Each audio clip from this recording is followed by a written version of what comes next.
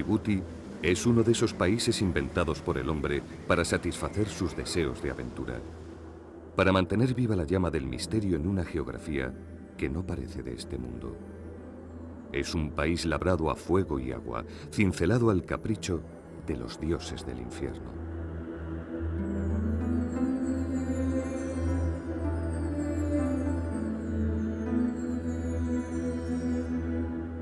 Djibouti está situado allí donde nadie pueda ignorarlo, en el esquinazo imprescindible del Cuerno de África, justo donde el continente se roza con Arabia.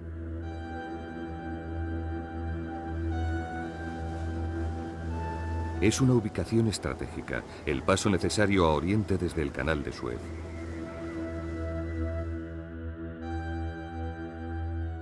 En la antigüedad era el punto de encuentro de los marinos indios, árabes y griegos.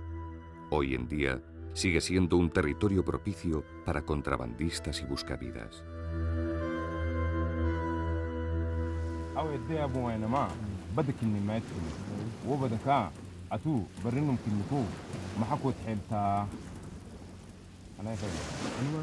La vida en el desierto es dura. Cuando hacía la caravana no había ningún momento de descanso. Vivía para los animales día y noche. Por eso me vine a la ciudad con mi familia. Aquí los muchachos pueden estudiar. Yo no pude hacerlo, pero mis hijos tendrán un futuro distinto al mío. No creáis que es fácil dejar el desierto. La llegada a la ciudad fue difícil, sobre todo encontrar trabajo. Lo único que yo sabía hacer era estar con los animales. Por eso empecé a dedicarme a esto. Luego conseguí un trabajo más seguro en el mar, pero ya no he podido dejar de venir a la playa por las noches. No es mucho lo que gano y con esto me saco un sobresueldo. Siempre me he sentido atraído por el mar, incluso cuando vivía en el interior. Nuestras caravanas acababan en la costa y durante el viaje soñaba con que llegase ese momento.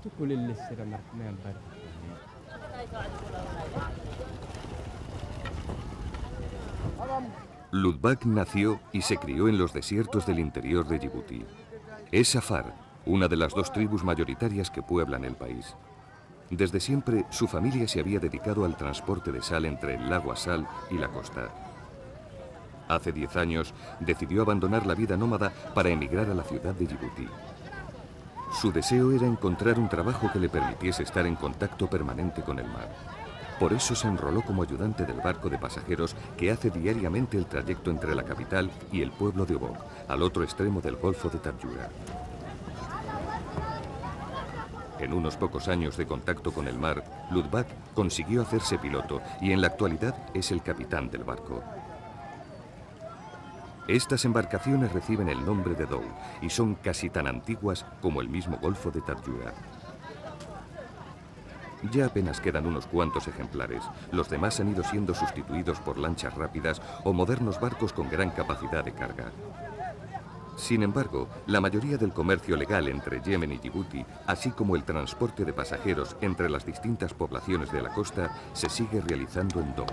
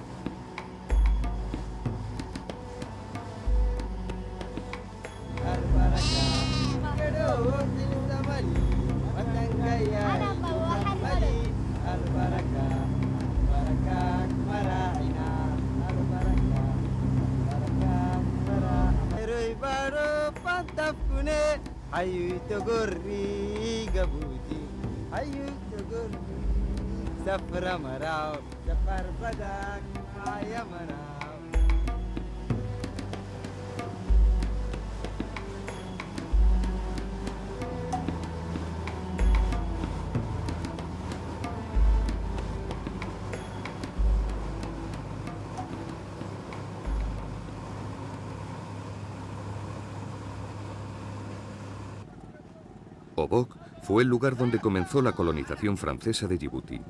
En 1862, el sultán de Obok vendió sus tierras a los franceses por 10.000 thalers y se empezó a construir una ciudad que pronto llegó a los 2.000 habitantes. Pero la situación de Obok no era buena para instalar allí la base de lo que pretendía ser una importante penetración comercial hacia el reino de Etiopía. Estaba completamente rodeada de montañas, lo que dificultaba el acceso a las tierras del interior. No había suficiente agua potable ni una bahía en la que fuese posible construir un puerto de envergadura. Muy pronto se decidió ubicar la capital colonial en el actual emplazamiento.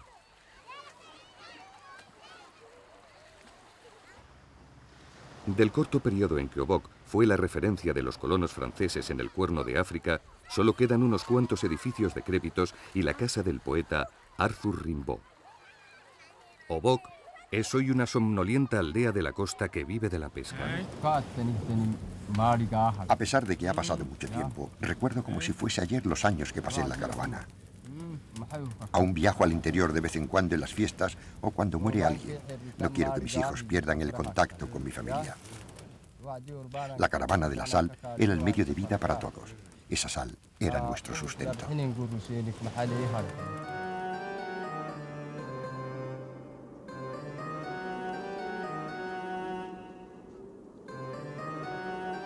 A pesar del abandono paulatino del nomadismo, aún siguen existiendo las caravanas a las que se refiere Lutbak. El lago Asal es el punto más bajo del continente africano y el tercero más bajo del mundo. Está situado a 153 metros por debajo de un mar cuya cercanía es evidente desde cualquiera de los volcanes que lo rodean. De hecho, en algún momento estuvo unido a él y se piensa que aún lo hace por conexiones subterráneas.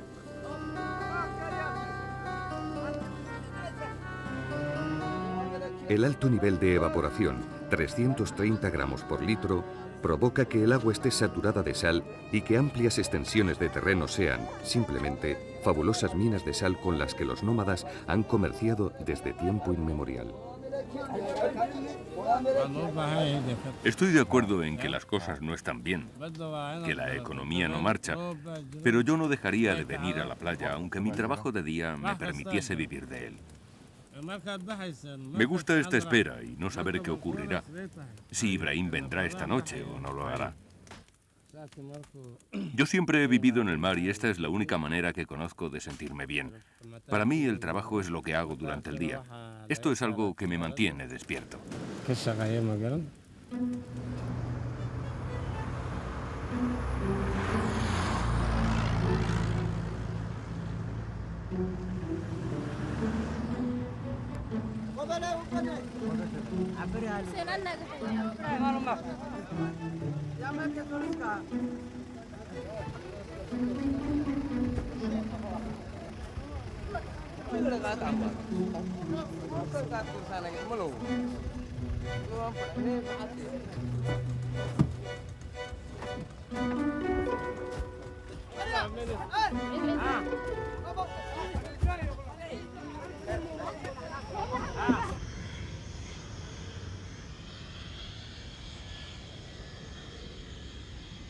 Amin nació en la ciudad de Djibouti y su trabajo diario consiste en hacer llegar a Tadjoura el chat que cada día viene en avión desde Etiopía.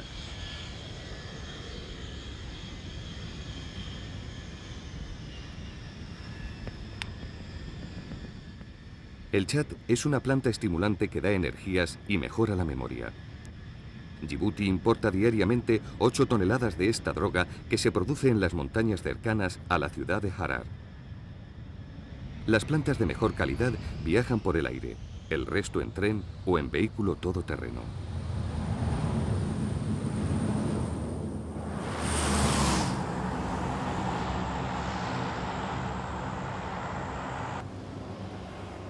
A los 3 días de ser cortado, el chat pierde todas sus propiedades.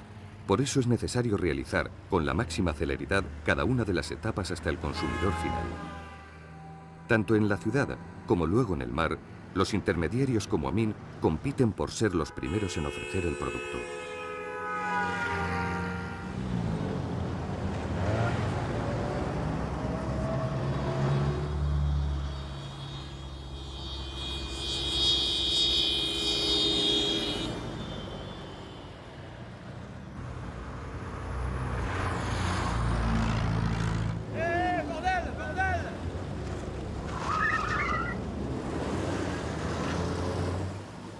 El consumo de chat en Djibouti es generalizado y no distingue sexos, edades o clases sociales. Tampoco geografías. Se consume en las ciudades y en los campamentos de los nómadas, en los campos de labor y en los puertos pesqueros.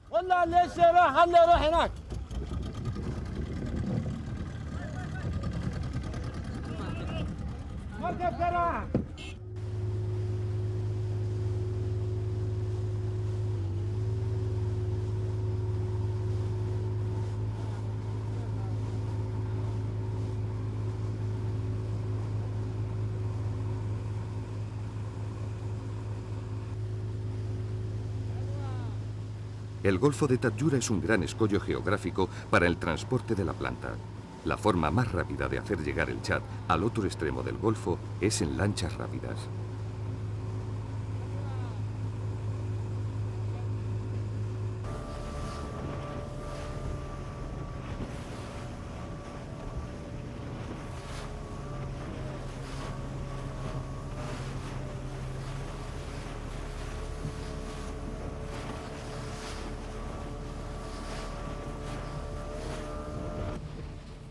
Esta panza del mar entre el Mar Rojo y el Golfo de Adén ha sido desde siempre el escenario propicio para el tráfico legal e ilegal de todo tipo de mercancías.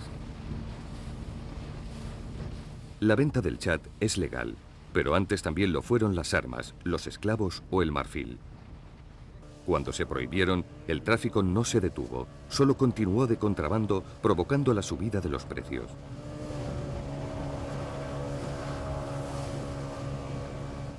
Algo así ocurrió con el Chad en 1977, cuando el presidente del país lo ilegalizó para evitar las nefastas consecuencias que para el trabajo diario tiene el consumo de la droga. Ante la prohibición no bajó el consumo, nacieron las mafias y los precios subieron. La revuelta popular que provocó, la única que ha habido en 20 y muchos años de independencia, obligó a echar marcha atrás y legalizar de nuevo el consumo. El Golfo de Tadjoura, de día y de noche, es el idílico escenario de este trasiego constante de embarcaciones furtivas. Tadjoura es el pueblo costero al que Amin lleva cada día su cargamento de Chad. Es una de las poblaciones más antiguas en la costa este de África. Su pasado comercial se remonta, según los textos árabes, al siglo XII. En su día, fue el origen de las numerosas caravanas que se internaban hacia Abisinia.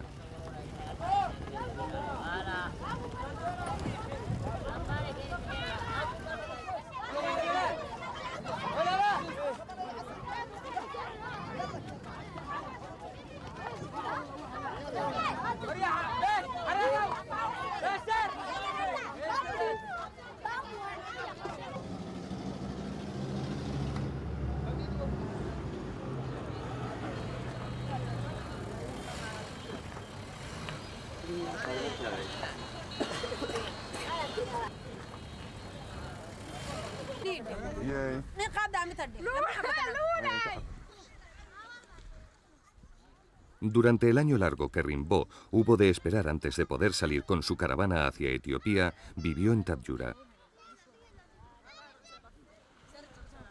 Su objetivo era venderle armas a Menelik II, uno de los dos reyes etíopes en disputa por el territorio. Salió de Obok, llegó a su destino y una vez allí, Menelik le engañó confiscándole las armas.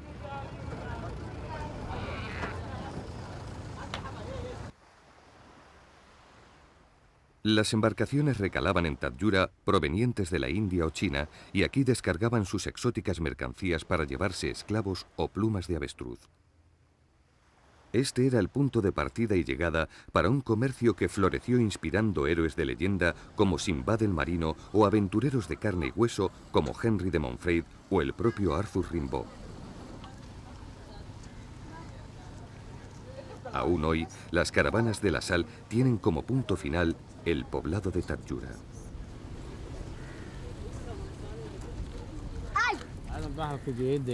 ¿Os acordáis de la prohibición? Fue entonces cuando me metí en la venta del Chad. Fueron los mejores tiempos. Llegaba a escondidas cruzando la frontera por tierra. Hasta las plantas secas se vendían al doble que ahora.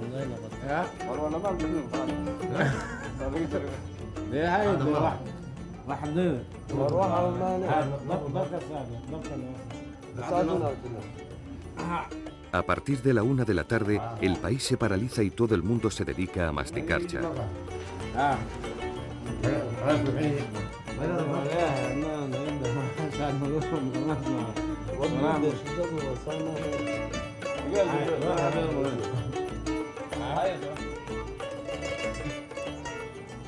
El chat es un estimulante social que se toma en familia, en las fiestas o en los encuentros religiosos.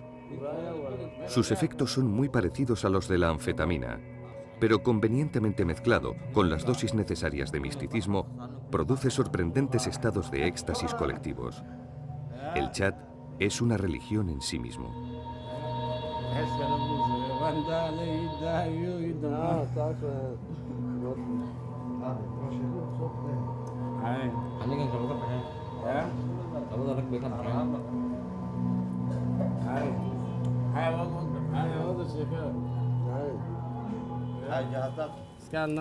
Yo no lo creo. Yo no soy como vosotros, los pescadores, que veis diablos y duendes por todos los sitios. He pasado por allí cientos de veces y nunca vi nada. Pero algo debe haber. Han sido muchos los barcos que han desaparecido allí. ¿Por qué en ese sitio y no en otros? Esos animales están ahí. Deben estar muy en el fondo y solo salen al atardecer. He oído contar cientos de historias y se notaba que eran ciertas. ¿Cómo explicas, si no, que el agua se caliente de repente o se vuelva roja y los remolinos tan extraños que se forman y la isla que desapareció?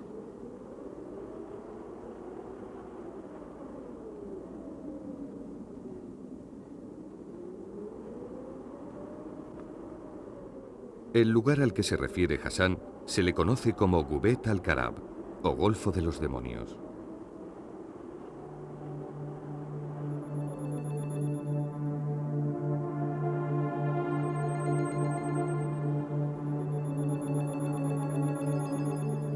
La bahía de Gubet vive atrapada en el centro del mito, un mito que la convierte en territorio tabú para la mayoría de los pescadores locales.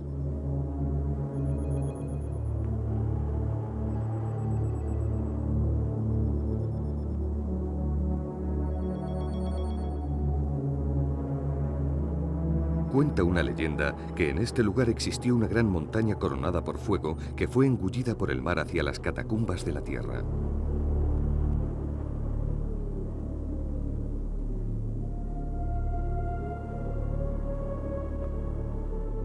Regularmente, los demonios del inframundo usan esta puerta a los infiernos para entrar y salir al mundo de los humanos.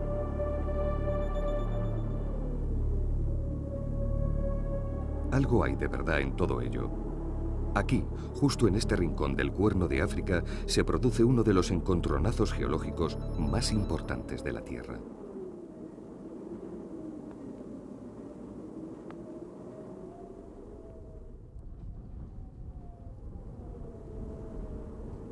La superficie de la Tierra se conforma a partir del ajuste entre 6 grandes placas tectónicas.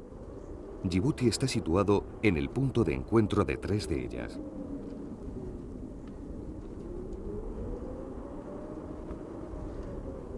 Este rincón entre el Gubet y el lago Assal es el punto más caliente de ese monumental choque de gigantes subterráneos. El interés geológico de esta región viene de antiguo.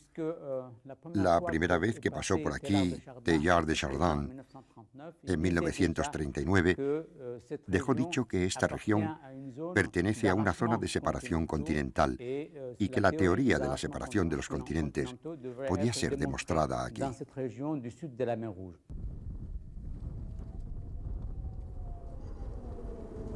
En el Gubet nace el Rift, que más adelante formará los lagos etíopes, el Victoria o el cráter del Gorongoro.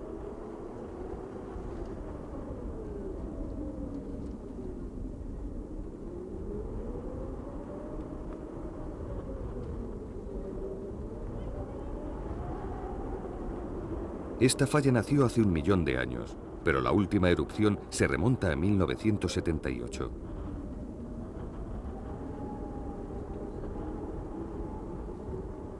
La Gran Grieta se sigue abriendo en un proceso que, en varios millones de años, tendrá como consecuencia la desaparición de Yibuti bajo un gran océano que se unirá al Mediterráneo.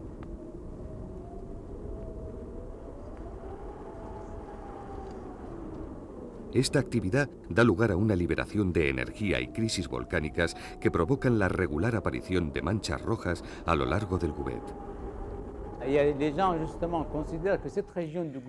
La gente interpreta estos hechos como algo excepcional y ligan los sucesos a fenómenos llamados diabólicos, como esa isla a la que llaman del diablo.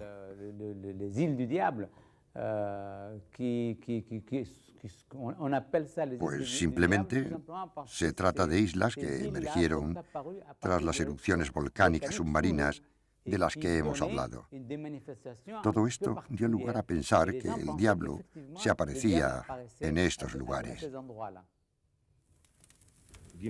Y si no, acuérdate de Samala. ¿Tiene o no tiene poderes mágicos esa mujer? Vaya donde vaya, siempre pesca. Los bancos de peces la persiguen. Yo mismo he visto más de una vez siguiéndola a ella para pescar algo.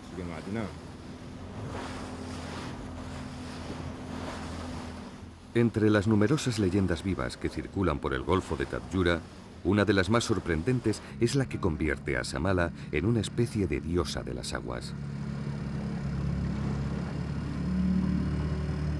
Ella es la única mujer pescadora del Golfo y, según la creencia popular, tiene poderes mágicos que le permiten saber dónde se encuentran los mejores bancos de peces. Eso no es verdad. Yo pesco como los demás. Hay días que no pesco nada y otros que compenso con muy buenas pescas, como todo el mundo, ni más ni menos. Lo que pasa es que este es un trabajo de hombres y a ellos no les gusta verme pescar. Por eso se han inventado eso de mis poderes mágicos, como una excusa para tratarme de forma diferente.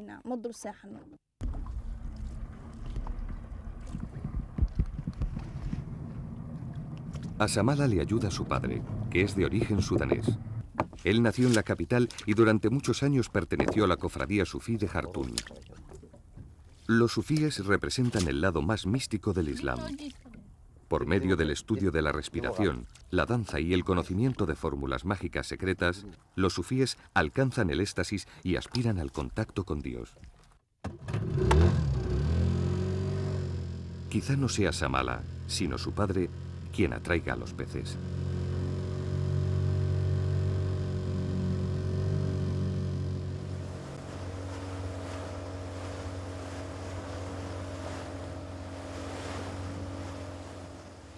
Hassan es uno de los muchos pescadores que trabajan en el Golfo de Tabyura.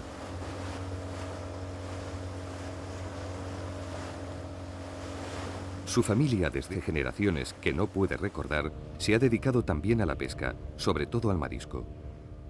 Su padre y su abuelo fueron buscadores de perlas.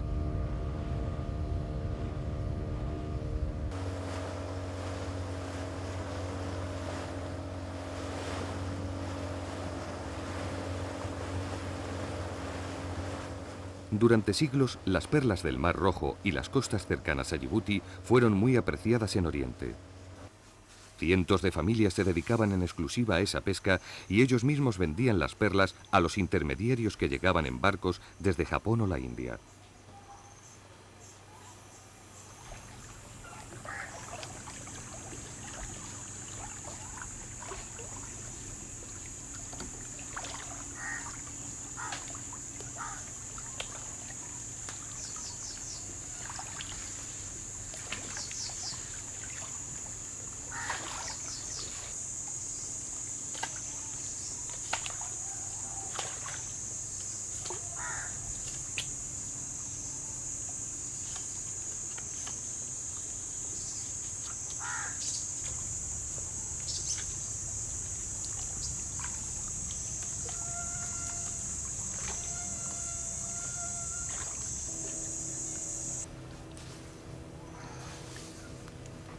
Hace unos años, el gobierno concedió el cultivo de perlas a una empresa francesa con carácter de monopolio y los pescadores se vieron obligados a reciclarse.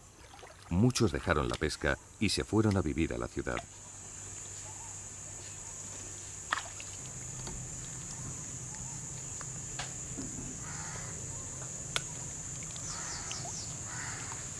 Otros, como Hassan, se dedicaron a pescar langostas que venden después a los complejos hoteleros de las paradisíacas playas yibutienses.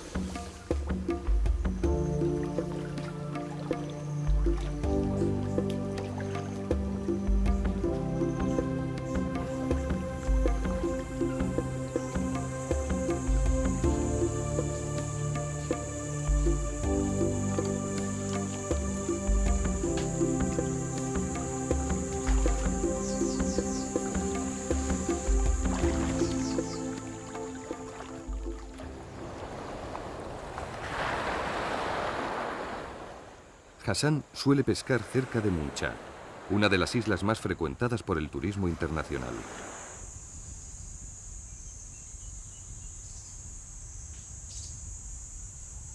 Estas islas eran antes un refugio de piratas y contrabandistas.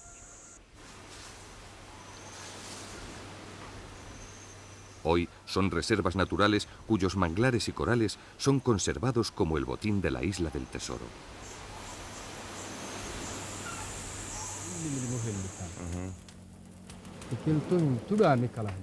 A mí esto no me divierte demasiado. Yo sí lo hago por dinero. Abandoné el desierto para poder pagar los estudios de mis hijos. Y si algún día Ibrahim dejase de venir, creo que volvería con los animales y a la venta de la sal.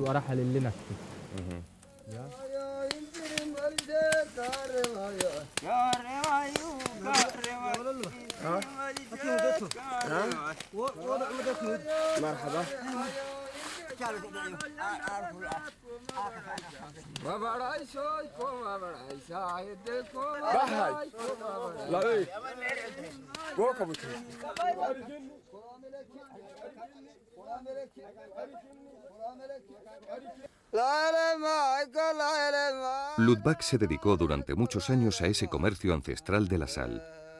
Él fue el primero en su familia, después de muchas generaciones, en dejar el desierto para emigrar a la ciudad.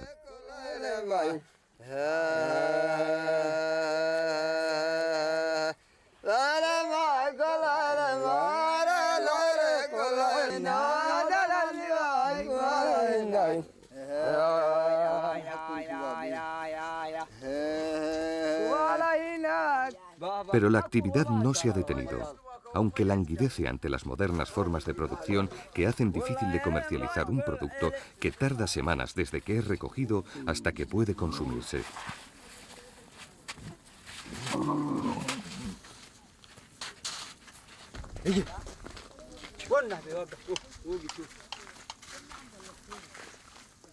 Por fortuna, la sal del lago Asal es una sal refinada que puede usarse sin ninguna elaboración.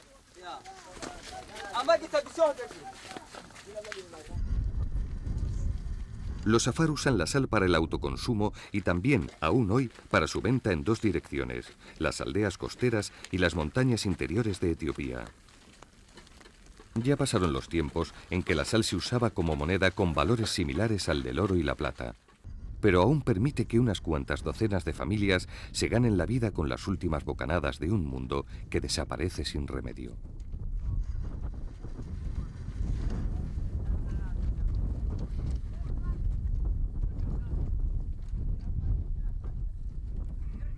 La sal, tal y como ellos la han comercializado siempre, ya no tiene sitio en el mercado.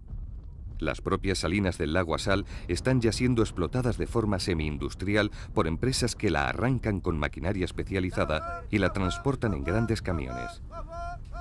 El proyecto de extraer la sal del lago de forma industrial viene de antiguo. El poeta Rimbaud, en su faceta menos lírica, ya habló de sacar la sal por el Gouvet construyendo un pequeño tren que comunicaría el lago con el mar.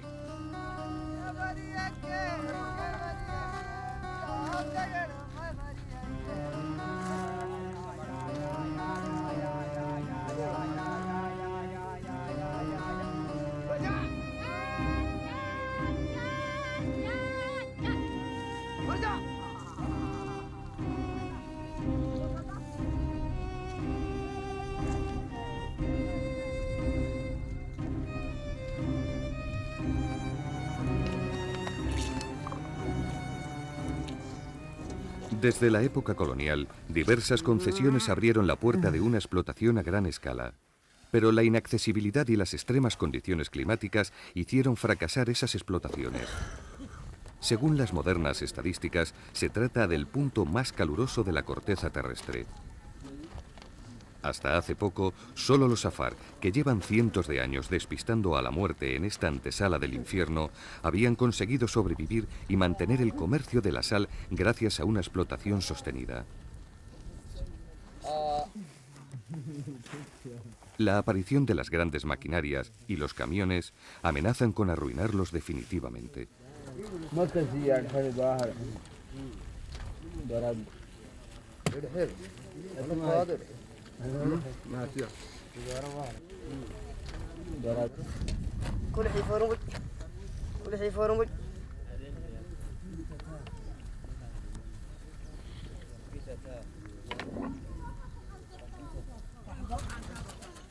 Los safar, según sus propias leyendas, son descendientes directos de Noé.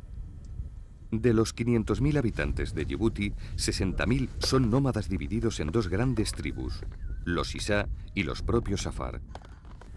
Sus relaciones no han sido precisamente amistosas. La competencia por el agua y los pastos han provocado numerosos enfrentamientos que son ya bastante raros. Por si acaso, los nómadas raramente se separan de su canana y es frecuente que porten también armas de fuego. Los tiempos han cambiado, las guerras se han acabado. Pero aún es difícil ver casamientos entre las dos tribus y en la ciudad ocupan barrios separados.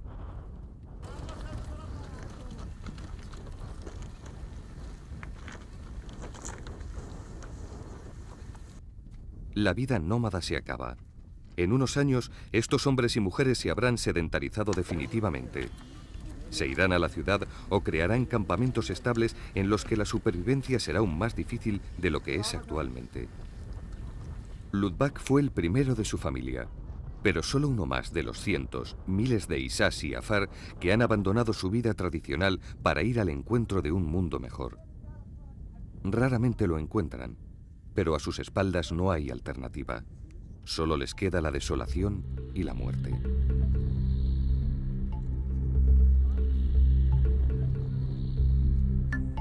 Ludbak consiguió prosperar en su ida a la ciudad.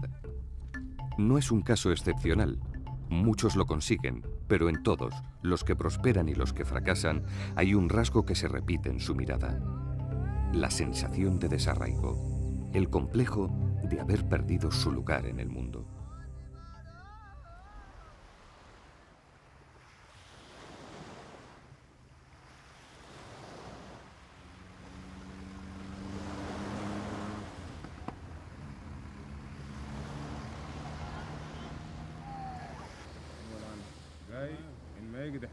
Ludbak, Amin y Hassan esperan a Ibrahim.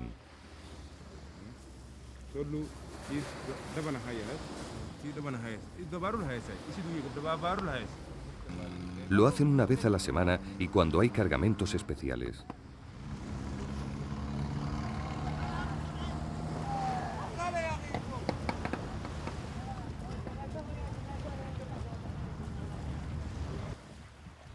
Además de sus trabajos habituales, los cuatro se dedican al contrabando con Yemen. De allí, Ibrahim trae gasolina, que es 2 veces más barata que en Yibuti, y se lleva alcohol y tabaco americano.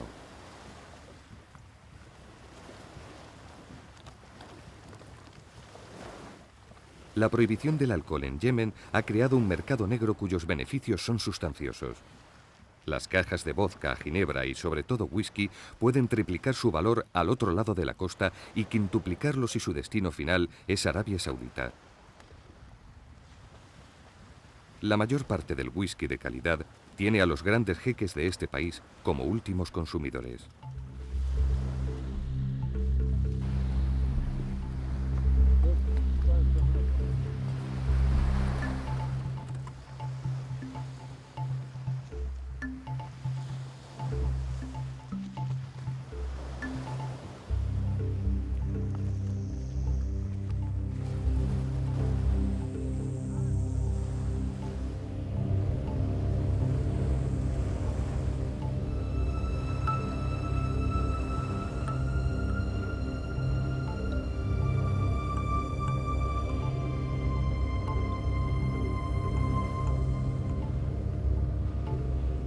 El trabajo diario de Ibrahim es el de la pesca de tiburones.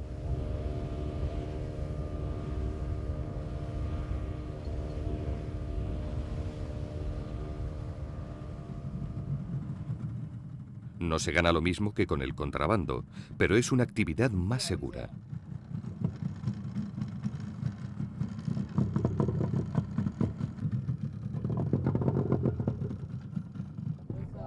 Las aguas del Golfo son ricas y abundan especies como el tiburón, cuyo valor en el mercado es alto si se vende por partes.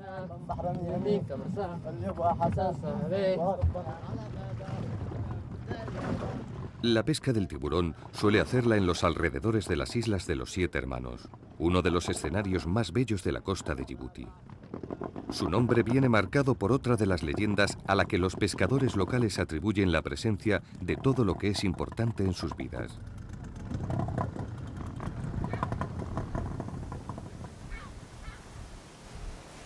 Según esa leyenda, 7 terribles forajidos se dedicaron durante años a asaltar barcos y poblaciones enteras a lo largo y ancho de la costa yemenita. Aquellos piratas eran hermanos y sus correrías no dejaron ni una sola aldea en que las mujeres no fueran violadas y las haciendas despojadas.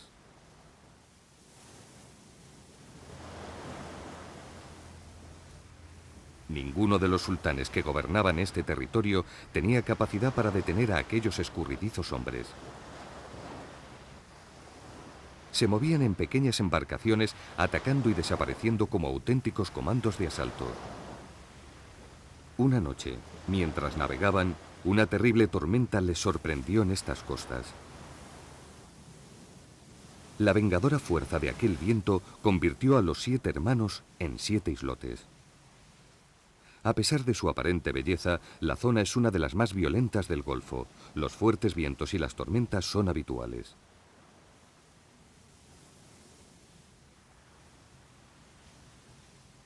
Los 7 hermanos quedaron condenados a ser golpeados para siempre por las olas del mar.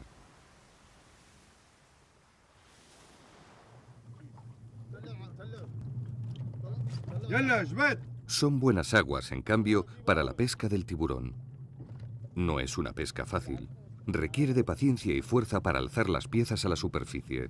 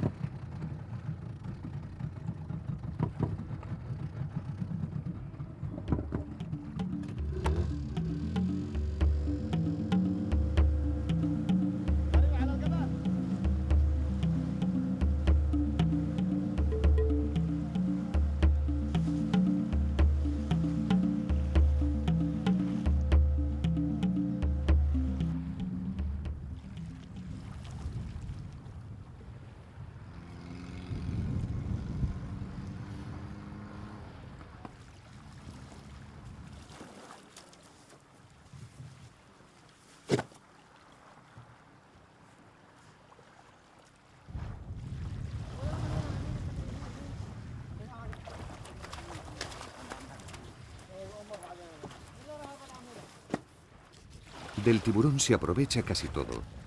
La carne más sabrosa es la de los ejemplares jóvenes. La piel se usa como lija y las dentaduras, si son grandes, para venderlas a los turistas.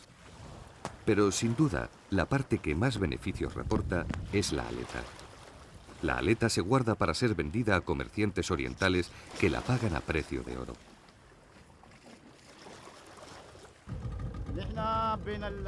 Los viajes a Yemen los hago de noche. Sigo la ruta paralela a la costa por el Rasbir y la isla de Perim. Conozco bien esa zona. Es también el lugar por el que pesco. Aunque lo que hacemos es ilegal, nadie pone demasiados problemas porque a todo el mundo le interesa que estas cosas viajen de un lado a otro. Allí está prohibido beber alcohol, pero son muchos los que beben y solo unos pocos son los que pueden pagarlo. Son los mismos que lo prohíben quienes más se benefician del contrabando.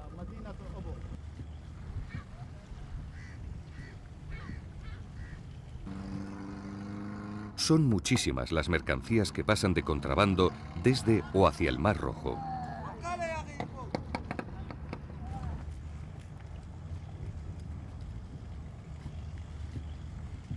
Ibrahim y sus compañeros realizan un trabajo de muy pequeña envergadura y con productos poco perseguidos.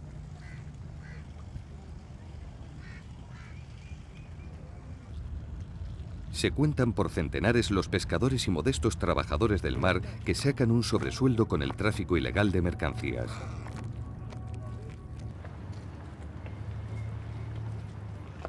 Pero este estrecho paso es el escenario también del tráfico a gran escala de armas y drogas.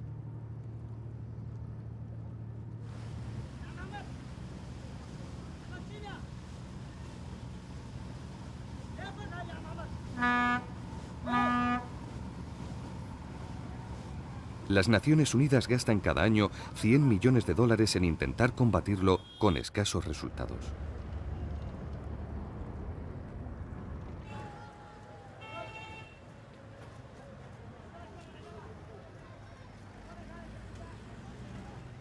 Otro de los nuevos productos con los que trabajan los contrabandistas son las especies animales en extinción. Yibuti es, también en esto, uno de los grandes centros de distribución. Lo esencial en este problema es no pagar ni un duro al traficante al detenerlo. Lo esencial es detenerlo y que se vaya a su país sin dinero, lo que va a disuadirle de volver a empezar. Estas crías de guepardo fueron requisadas con ayuda de la policía yibutiense. Hace varios años que tenemos un progreso real en este campo. Estos animales fueron requisados por la policía y siempre se hace de la misma manera. El intermediario enseña una fotografía Polaroid en la que se muestra el animal que está, por lo general, secuestrado en los barrios bajos de la ciudad. Se le intenta demostrar el interés por comprarlo y en ese momento el traficante se descubre y se le hace detener por la policía.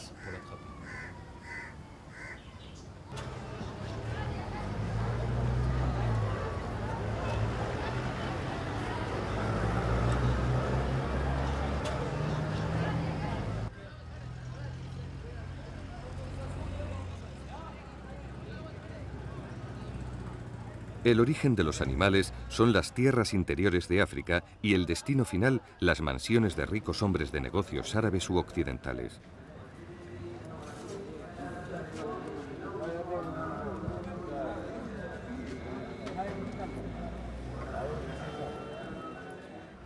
Dubái y los Emiratos Árabes Unidos son el paso siguiente una vez que salen de Yibuti.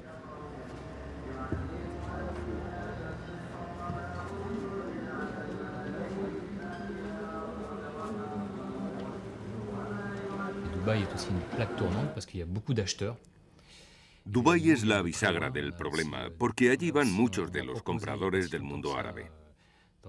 No hace mucho nos llegaron a proponer una pantera de las nieves procedente de Himalaya. Después, ¿qué se hace con los animales? Ahí sí hay un problema de verdad. El gobierno desea que estos animales permanezcan aquí. Pero si se quedan hay que darles oportunidades y no hay demasiadas soluciones. Se podría construir un centro de reproducción de animales en vías de extinción. De momento no hay nada de eso.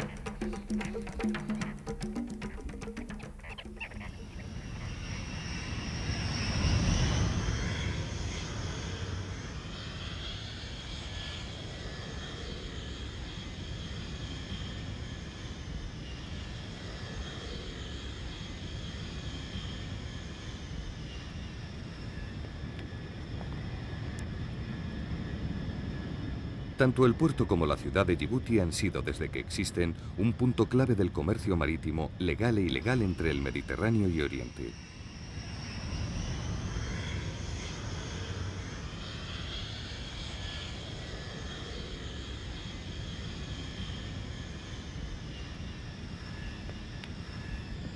La mayor parte de las mercancías que entran al puerto de Yibuti lo hacen legalmente.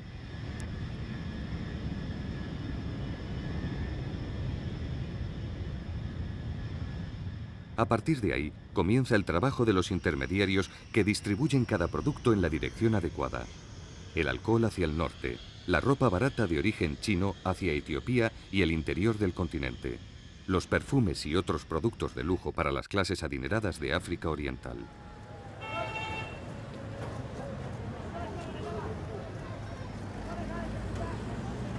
La ciudad de Yibuti ha crecido en torno a este trasiego de mercancías. Pero no es una novedad, siempre fue así.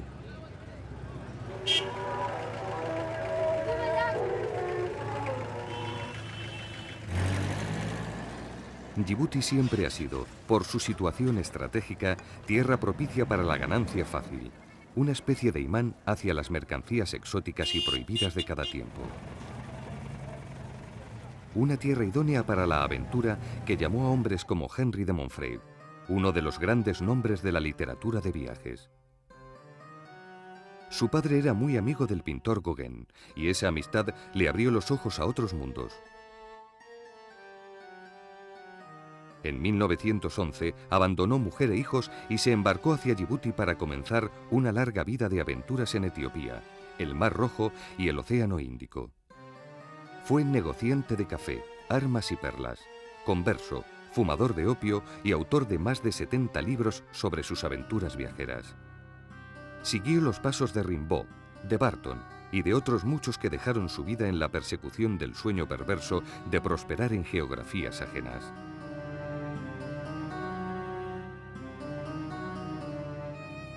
Héroes de carne y hueso o de leyenda, como Corto Maltés, el personaje de Hugo Pratt, que también se detuvo por estas latitudes.